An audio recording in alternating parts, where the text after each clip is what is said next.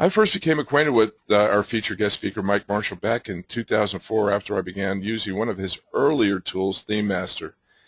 Mike Marshall is the owner of the Search Engine Academy of North Carolina, creator of 3 SEO tools for competitive intelligence, and consultant to small, mid-size, and Fortune 500 or 100 companies. He's also taught a required course on search engine technologies at the U.S. Patent Office with background in artificial intelligence, linguistics, and Russian. Some have asked if he works as a spy. Although he has eaten caviar with Russian cosmonauts, once has breakfast with the former head of the KGB, and was one time known to speak Russian with a Moscow accent. He professes never to have been a spy, though he will admit to having a lot of practice dodging bullets. Mike, thank you tonight for coming in and volunteering and talking about SEO recon. And Mike, it's yours, and take it away, my friend. All right. First, I want to give some background to this to the tool. The main goal of the tool is actually of each of the tools is to give you very key phrase specific guidelines for making your decisions and changes for optimizing your site. Rather than going with generic rules of thumb, this is designed to look at your competitive landscape and figure out for you, for those competitors and for that specific target key phrase, what you really need to do. And the purpose of that and the benefit is it actually minimizes your time in trial and error. If you go with a generic rule of thumb list, you'll find yourself generally tweaking from month to month for about 3 or 4 months until you get it just right. And when you're done, it rarely looks like what you started with that generic rule of thumb list. So what this does is out of the gate, you start focusing on the right SEO factors in the right way so that you don't lose opportunity costs and that you save time and money in getting to your desired goal. So with that, I'm actually going to look at what Scout is. It's a tool to help you have content that is more relevant to your target key phrase. What it does is the interface here, you enter a key phrase. So here, for example, I've got the key phrase iPod apps. You choose a language. It's got about 11 or so languages to choose from, and you put in a page to score. And what this is going to do is take this URL and score it for the key phrase iPad apps. It'll give you a score from 0 to 100, telling you how relevant your copy is to that key phrase. What happens here is the search engine looks at your target key phrase and its placement in the page, obviously, but it also looks for the rest of your copy and whether or not it's really relevant to that key phrase. So it's looking for secondary terms, supporting terms that build a good context for your key phrase. A lot of people call this theming. And so what you have is 2 things that you have to look at. The search engine is using, obviously, some fancy natural language processing to figure out what terms are related and which ones aren't. But it's also looking at it competitively. So it's going to look at your competitive landscape and figure out how are your competitors supporting their target key phrases in their copy. And what this tool does is it does both of those. It has the natural language processing and it analyzes your competitors, and it gives you a score comparing you to your competitors. So here, this thermometer looking thing on the far right, this is where you get your score from 0 to 100 for that particular URL. So you have this red arrow here that indicates the lowest score that anybody in this competitive landscape receive, and the competitive landscape is looking at the top 100 competitors for that key phrase in Google. And you have this orange arrow in the middle. That's the indicator of pretty much the median or middle score that anyone got. And then the green arrow is the highest score that anyone received. And so your score for this particular URL is 87. This blue mark here indicates where you are. And what you want to do is make sure that you're in between the orange and the green and as close to the green as possible. You achieve that by having enough of the right combination of supporting terms. And that's what this list is here for. It lists from most relevant to least relevant, thousands of terms here to choose from. And what happens is when you put in a URL, put your HTML code here, and what it will highlight for you is words that are highlighted in red will indicate any copy, any word that's missing from your copy. So as you add some of these terms going from top to bottom, the ones that are in red that you're missing that are important, then your theme score or your relevant score will go up. And as you add that, you can actually press an update score button here, and then you'll see your numbers go up or go down based on what words you put in and what words you take out. So that's basically how it works. In the key phrase, put in a URL, gives you a score, and then tells you the supporting terms that you need to add to improve your score so that you can fall within the orange and green arrows here to get a better score. Now, there are three things that happen when you start treating your copy with these supporting terms. One is you'll boost your relevance for your copy for that target key phrase, which is going to help you in SEO. The other thing that this is often used for is people will use it to increase their quality score with PPC. So they'll take their landing pages and they'll add some supporting terms to boost their relevance, and what they end up doing is increasing their quality score and decreasing their cost. A third thing that people use this for is they'll treat their copy with the supporting terms, increase the relevance, and if they've got pages where they have AdSense matches on the page, what they tend to find is that as their copy increases in relevance to a particular target key phrases, they get better matching Google AdSense ads, which often tend to pay out more as well. So it's good for SEO, good for PPC, good for AdSense. And it's pretty straightforward to use, as I explained before. And that's what Scout does. It doesn't use anything like a dictionary of the source that's hard-coded in the background. It's really geared dynamically for each key phrase in that competitive landscape, which sets it apart from some other theme-based approaches or tools. Now, what I want to do is move forward to the kind of the main purpose of the meeting here and looking at Recon. There is the interface for Recon. Recon is also a competitive intelligence tool where it analyzes your competitors. And the purpose of Recon is to help you in choosing what SEO factors to focus on for a particular key phrase and what values to shoot for when you're making those changes. So this is the standard interface here, and basically what you do is you choose your search engine, Google, Yahoo, or Bing. And within Google, you can choose Australia, Canada, and UK, and there are plans to add some other engines in there as well. And then you select the folder where you want the output to be placed. You're going to get 3 different files for output. One is going to be a Word document, which we'll go through. Another is going to be a spreadsheet that has all the raw data that was collected. And a third is a Flash file that is a 3D interface for looking at you and your competitors and seeing how you measure up against them. So this is where you select that output destination. And then it's just as simple as typing in your key phrase. You can type them in line by line. So I've got one here, Articane Dental. We could put something like iPad apps there, and you just put in 1 per line. And the other fields you have in this grid are URLs that you want to compare. So let's say you're going to run this report on the key phrase Articane Dental, and you're going to select to analyze 30 competitors. But your URL is not in the top 30, and you still want to analyze. So this place over here in the grid is where you would type that. So you type in the full URL that you want to analyze, whatever the domain is here, and a page. So that's where you put all that information in there.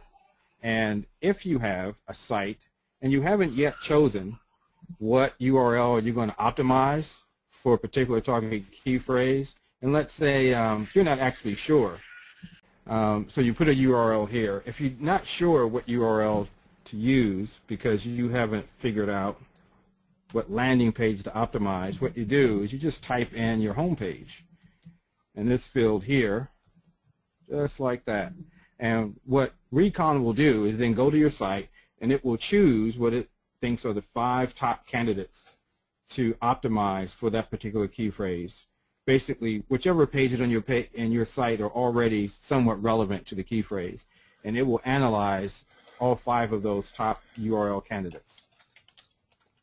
So you fill in this grid, your key phrase, a URL if you need to put that in there, or your domain name, and then you also select how many inbound links or IBLs per competitor you want analyzed. So you can get anything here from 30 up to 500 or so. For a competitive key phrase, it's usually good to start with 30 competitors and 100 IBLs per competitor. Now, the more IBLs that you select, the longer it's going to take to run because it's real time. It actually goes out in real time and grabs all this information. But as far as input, that's all you need. Search engines, destination for the output, your key phrase, and any URLs you want to add. And you choose the number of competitors and the number of links per competitor you want analyzed. And then you press gather data, and it starts doing its work. So as far as the output, one of the first things that you're going to get will be a Word document. And this Word document will have a summary of all the information and recommendations that you need for that particular key phrase. So this Word document here, you see it's got a table of contents and everything, and the output comes just like this. So it's almost in a format that's ready with just a minor tweaking here and there to actually pass off as a deliverable to a client. The first thing I'll talk about here is something here called a Nexus score, this NXS, and that's basically kind of a confidence factor. It's telling you that it's a confidence factor of about 75%, letting you know there's a slight chance that there are some other factors that are not measured by Recon, or there may be some noise or in the data that may influence the results that you get. It doesn't mean that 25% of the information is unreliable. It just means there's a 25% chance that something is in there that's not measured. And basically what you're looking for is really anything that is around 50% or 55% or so as a Nexus score, and you're okay. If you see something lower than that, it may mean you need to gather more data. So you may need to run the report again and include more inbound links or include more competitors so it can get more data to make its analysis. And then you get a kind of prose definition of the different sections, and that's pretty straightforward when you read through it, what each section does. And then you get here a section that shows the relationship between the different SEO factors. It's telling you which ones are most important to focus on for this particular key phrase. This is a bar chart, so all the blue bars are off-page factors, all the green bars are on-page factors. And down here you have a bullet list that breaks it out for you. So the 4 top bullets are the 4 most important on-page factors, and then the second set here are the 4 most important off-page factors. So these are the things that you'll be able to work on that will make the most difference in making some movement for this particular key phrase. And that way you don't have to tweak by trial and error month after month until you figure out what you need to focus on. So I think at this point I'll interject a kind of a short a story. I had a client that was doing really well for a target key phrase, ranking on the first page for a couple of years, and then they dropped to the second page suddenly. They spent 7 to 8 months tweaking, using all the different best practices that they knew of to try to change the situation. And after about 7 to 8 months, they really got nowhere. And then they became a client of mine and asked me to figure out what was going on. So I used this technology to figure out for them what they needed to focus on. Once I isolated the 3 things they needed to work on, they worked on that for a month, and that changed their problem. They jumped not only back to the first page, but to a position ranking higher than they were before. And it wasn't because I gave them some magic bullet to do something that they never heard of before. What it was knowing what to work on. And so they worked only on those 3 things, and it makes a difference in being able to make that change in a month or spin your wheels for 7 to 8 months because you don't know exactly what you need to focus on. So that's what the benefit of this information is here. So when we scroll down here, these are some suggested kind of ideal target values for each of the factors that were just listed in the bulleted list. The main thing that you're probably going to use is this table here. And this shows the minimum and maximum competitive range for each of the various SEO factors. So that you can tell, for example, we put a URL in here to compare against. And when you enter a URL in that grid, it automatically highlights in red measurements where you are on the borderline or outside the competitive range, and then in green where you're inside the competitive range. So you can see right away, based on what's red and green, what you need to focus on. And there's one exception as far as this range, and that is the text proximity score. For that measurement, actually, the higher your score is, the better. So this range is basically going to tell you where the high and low is for your competitive landscape for the competitors that are strong. And see, the high score here is 127. You can get a score as high as about 180 or 185. So if you go over this score, that's actually a good thing, because the higher it is, the better. But for the rest, you want to be within the range there. So I know where the measurements are green, I don't need to touch those. I can just leave those alone. And I only need to focus on what's red, but also what's red and what is highlighted here as an important factor. So those are the 2 things that I'm looking to combine. What's an important factor based on this page here and this information, and of those factors, where am I red? So then I narrow down the focus of which factors I'm going to work on. And then you know, out of the gate, exactly what to start working on, and then what range or what value to shoot for. Now, in most cases, when I'm running through this, I typically look at the title tag. So I look at the count, which is the number of words, not the number of characters. The keyword density for the title tag. I tend to look at text proximity, and then OBL count and OBL keyword density. That's outbound link. So it's the number of words in anchor text for outbound links. And then the keyword density is the keyword density for your key phrase across the anchor text and those links for outbound links pointing out of your page. And those are typically the areas that I spend most of my time on. A lot of the other information here for on-page factors, like the description, meta tag, and the keyword meta tag, those are basically put there because people think something is wrong if they're not there. The keyword meta tag doesn't really have an effect. The description meta tag is important for click-through rate, but it's not going to affect your actual ranking.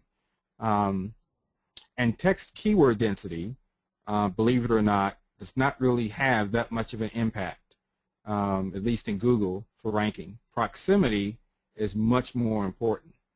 So the main areas I focus on are title tag, text proximity, and then OBL count and OBL keyword density for on-page factors. So the rest of this, the bottom of this section here, these are all off-page factors. And what they're doing is they're looking across the link partners that have been analyzed and giving a number or a profile. You can kind of look at it as an average across those links for what your values are. So title tags are looked at, the body of those pages, the proximity value, outbound links, the anchor keyword density, and then IBL authority, which is really kind of a relevant score. That's not something you can impact directly. It's a combination of looking at title tags, anchor text, and H1 tags, and looking at the key phrase there. So when you're going out and you're looking for link partners, these are the features that you're looking for to help you in ranking for this particular key phrase. Or if you're going to be doing content syndication, and you're going to be writing copy and syndicating that to get your links, these are the features that you want to look at, and these are the ranges that you want to target. So that's how you make use of this table. And another thing that you can do with Recon is it gives you what's called a threat matrix. It gives you these charts. And what it will do is let you know if there's someone that is a challenger that's nipping at your heels, someone who's in a position to potentially knock you out of your spot if they make a few changes here or there. So let's, I'm going to scroll down to one where I can show you some various options here. So let's say that you were number 7 for this key phrase Arcane Dental. What this bar chart tells you is it looks at the different competitors numbered from 1 to 28 here, and the higher the bar chart, the further in distance and competitiveness that particular challenger is to you. So you're number 7, and so there's no bar for you. It's just a 0 because you are identical with yourself. But what's going to be highlighted for you are opportunities and threats. So here you have threats that are colored in red. So number 15 and number 21 are actually a threat to number 7, meaning that they are the ones that are ranked lower, that are closest in competitive distance to number 7, which means there probably are just a few factors they can change, and they can knock number 7 out of their spot. So inversely, there are some folks that are ahead of number 7 that are also close in competitive distance because of how small the bar is there, number 1 and number 6, which means that if number 7 wants to make a move forward, they should target either number 6 or number 1, and that will be their fastest move to improvement. And when you look at some detailed information we'll see in the spreadsheet, it actually tells you what you need to do in comparison to number 1 or comparison to number 6 to make that change. So this is like what I like to call a leapfrog approach to SEO. Instead of just making willy-nilly changes and you don't know exactly what it's going to do, how it's going to move you, you actually target specific challengers. So if I were number 7, I would target number 1. And in a different scenario here, say I'm number 8, I would target number 4. Now you might say, well, I want to be number 1, so why not go after number 1? Well, you could do that if you were number 8, but what this bar graph is telling you is that it's easy for you to go after number 4. That's going to be your quickest way to make a move. And so that's what you need to use this information for. So with that, we'll actually jump to a spreadsheet where you can see the detailed information. So this is the second file that you get as an output, this spreadsheet. The first thing you have here is all the raw data that's collected. So all the SEO factors and all the competitors are put in this data grid, so you can always go back to that to see, first of all, who's who in those numbers and what the actual values are that were collected. Now this is real time, so as competitors are changing their pages or getting new links, you run this 2, 3, 4 weeks later, you'll have a very different information. Similarly, if you go and you change the number of competitors or the number of links per competitor, then this data grid is going to look very different. So that's one piece of information that you get. And almost everything in a Word document comes in some way, shape, or form from some part of the spreadsheet. So we looked at those bar graphs in the spreadsheet, which were the threat matrix for each competitor. That actually comes from this data here. Same information. So here's a threat matrix for number 5, and you can see in order of closeness all the different competitors listed. And here are bar graphs that show how far apart they are. And here they are in a numeric fashion. So you can see, for example, if I were number 5,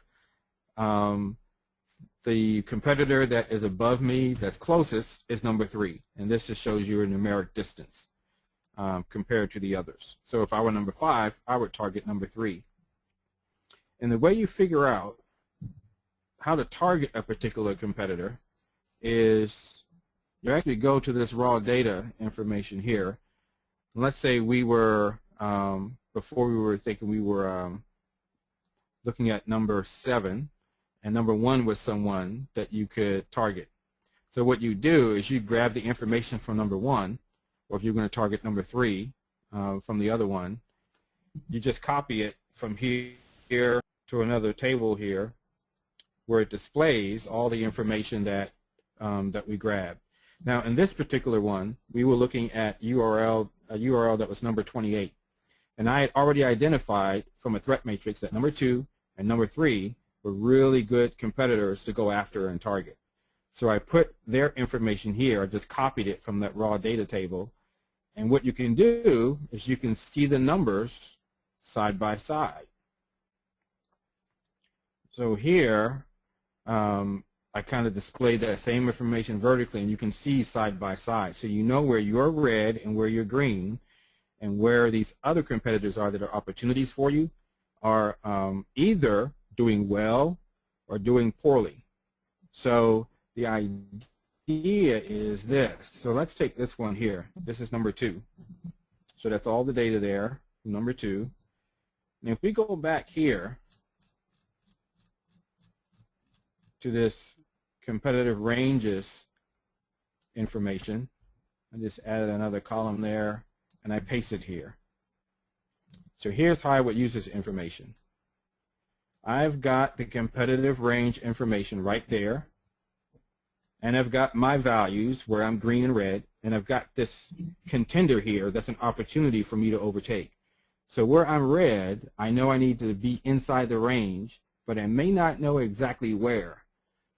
One of these contenders that's an opportunity is going to be my guide as to where I want to be inside that range. So for example, here with text proximity, which is pretty important, I'm way outside the range. I've got a value of 4, and I need to be between 32 and 127.